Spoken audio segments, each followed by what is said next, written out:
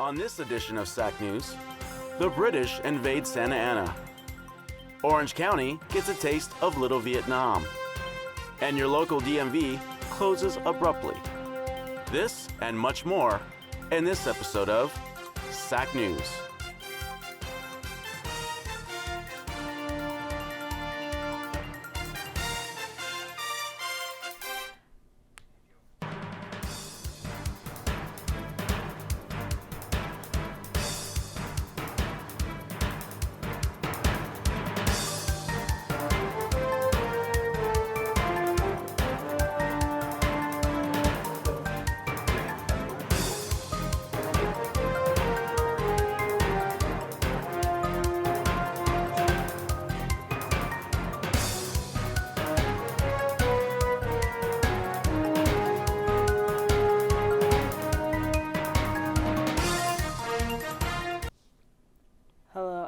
Hello and welcome to this edition of SAC News. I'm Emma Gonzalez.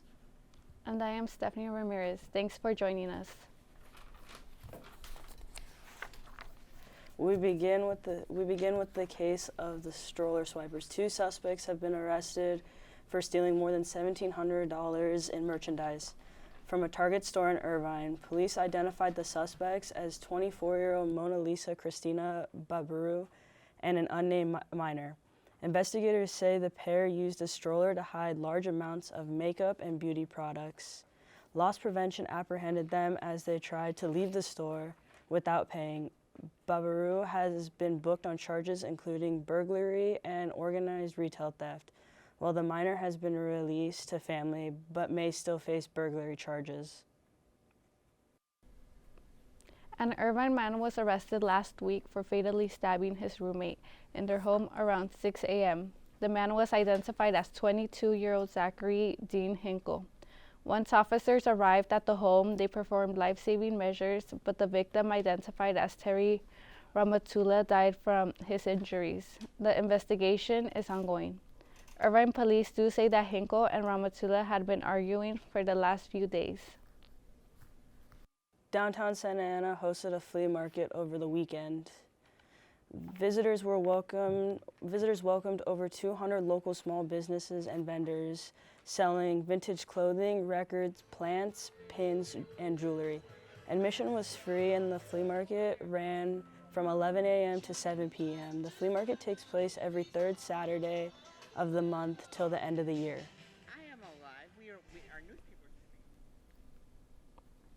Career criminal Kennedy Auden was sentenced on Friday to 25 years to life in prison for fatally stabbing his girlfriend, 50-year-old Leticia Mahe of Santa Ana, at a Garden Grove motel back in 2021. An Orange County jury convicted Auden of first-degree murder back in July. Prosecutors argued for the life sentence because of Auden's past criminal record. They argued that he would, quote, be a danger to the community if not in prison. Auden killed Mahe on the morning of July 14th at a Motel 6 located near Trask Avenue.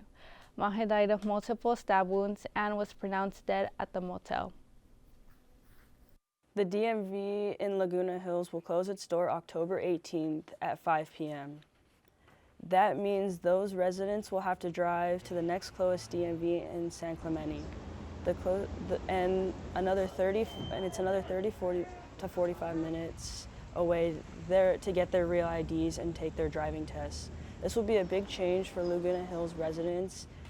DMV officials determined it would cost too much to renegotiate their lease. The current Laguna Hills location and make the necessary improvements, which is why it sought to relocate the facility to Mission Viejo. City officials denied the DMV's permit request, citing traffic concerns. One DMV closes, another reopens. The Santa Ana DMV reopened its doors this Thursday morning. Health officials ordered the closure last Friday, September 20th, after finding mold growth in a non-public area of the building. Officials say they partnered with an industrial hygienist to ensure the Santa Ana DMV was safe to reopen. Next month, City of Santa Ana will host its Fiesta de Mariachi showcase. This event takes place at the Santa Ana Stadium Sunday, October 13th, and is open to the public. This showcase provides a platform for the next generation of mariachi musicians to show off their talents alongside some of the best mariachi bands. The Fiesta de Mariachi Youth Showcase runs from 9 a.m. to 3 p.m. Celebration of the legacy of mariachi runs from 5 p.m. to 10 p.m. An Orange County pastor who was detained in China nearly 30 years ago has been released. 68-year-old David Lin was sentenced to life in prison after being found guilty of contract fraud related to his efforts to raise money to build a church in China. Lin, who was born in China, is a naturalized American citizen who was affiliated with a church in Garden Grove. He began returning to China in the 1990s to spread the gospel. According to China Aid, in 2006, the Chinese government detained Lin for his efforts to build a house, church, or a place of worship independent from the state-sanctioned religious institutions. In 2009, Lin was arrested, convicted of fraud, and sentenced to life in prison. His sentence was eventually reduced. Thanks to a State Department-led effort, Lin is back in the U.S. This past weekend, Rosita Park hosted the Saigon Festival here in Santa Ana. Our reporter, Catherine Rodriguez, has our story. Park played this weekend dedicated to the Saigon Festival. It celebrates our Hispanic Vietnamese community. The National Day Laborer Organizing Network and the Harbor Institute for Immigrant and Economic Justice worked together to host this year's event called Rise for Justice. Dwight Nguyen is a community organizer at Viet Rise. It's a culmination of immigrant communities coming together to celebrate our culture, community. It's an event of one of its only kind, bringing together Vietnamese, Mexican, and Central American community members to not only celebrate, but also to give us call to actions. The festival was filled with stands providing economic and immigrant resources, activities for children, an array of food trucks, and musical performances. This is the biggest festival, the biggest turnout we've ever had to this scale, for this festival. So back in 2019, when we first hosted the We Celebrate Sanctuary Here festival, it was quite a mighty but small group of community members coming together. And now we have so many performers and community organizations joining us, local electeds who have supported our work, gathering here together today. Reporting for SAC News, Catherine Rodriguez. Thank you, Catherine. When we come back, the Dons and Danyas defend SAC's name in football and soccer. And the city of Santa Ana celebrates Mexican Independence Day. You're watching SAC News. We'll be right back. Excuse me, have you applied to the scholarship program? Of course I did, it's free money. Thank you. How about you? Have you applied for the scholarship program? Yeah, I actually just made my friends apply. That's good, thank you. Excuse me, have you applied for the scholarship program? No, I haven't. Why not? I don't know how to. Well, let's change that.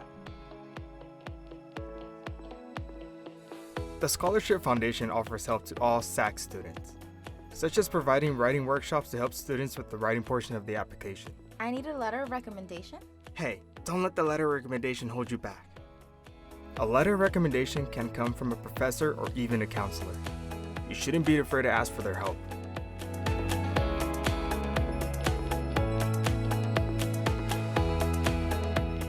Wow, you did it! Apply today.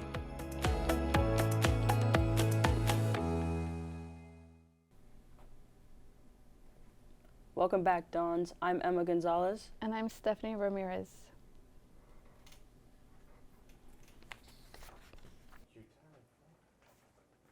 Floral Park hosted its annual concert in the park where people from all over gathered to watch Satisfaction rock out. Floral Park hosts a concert in the park every year.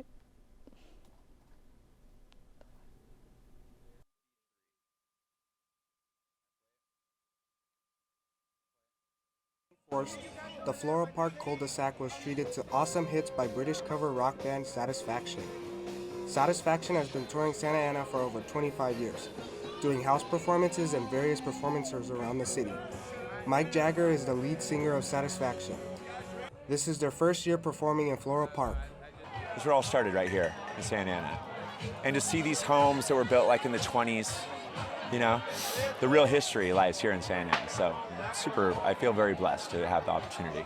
All concert goers were very excited to enjoy great music, great food, but most of all, the British spirit brought everyone together. Obviously, you can see this is a great community. We have many neighbors. This takes a group effort, and a lot of people to put it together. And we all know each other. It's a great place, a safe place to be. And again, it's a community effort. Even local city officials joined in on the great event of the British invasion, like Mayor Valerie Amezcua and our very own Zendai Garita. Talk about diversity, right? One end of town, not even really, just a couple blocks away. Fiesta Patias. Today, cover band for Rolling Stones. Santa Ana is so diverse, whether you're Latino, Caucasian, API, African American. It's beautiful. It's a beautiful city, and I love being the mayor. Here in Santa Ana tonight, Satisfaction tore down the house, paying tribute to bands like the Rolling Stones. We are here to celebrate the Hispanic Heritage Month here in Santa Ana.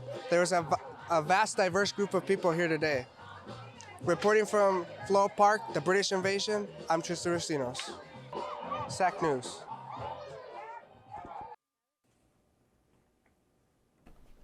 Thank you, Tristan. On to a record-breaking moment in the NBL.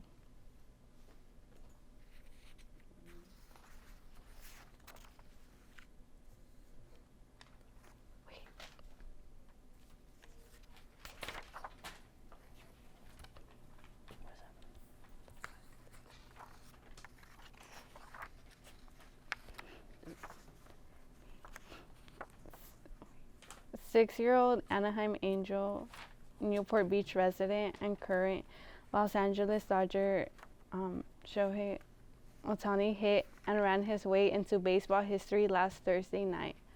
Ohtani became the first player in the NBL history to hit 50 home runs and steal 50 bases. Ohtani capped off the record-setting game against the Miami Marlins by going a perfect 6-for-6 and knocking in 10 runs. He hit 3 home runs, stole 2 bases, scored 4 times, and that's in one game. Major League Baseball has been around for 170 years. No one has ever hit 50 home runs and stole 50 bases, and the season's not over. Ohtani turns his focus to leading the Dodgers into the 2024 NBL playoffs, where they are vying to be the #1 seed. SAC's men's soccer team took the pitch in their sixth match on Friday. The Dons were looking for their second win against 3 losses and tied the match, and took place on the campus of San Diego Mesa College. The Dons got off to a bad start. The Olympians scored in the game's fifth minute, but the Dons bounced back, scoring twice to take the 2-1 lead at halftime, and the Dons held on, notching to 2-1 victory, boosting their 2-3-1. The Dons face Santiago Canyon College next Tuesday.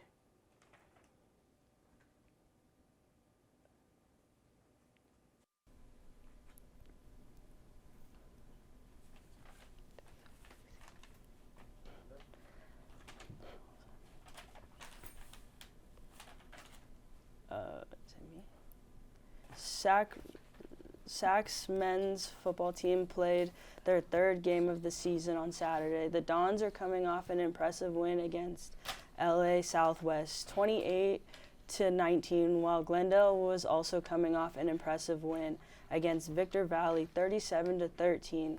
Let's take it out to Eddie Westfield.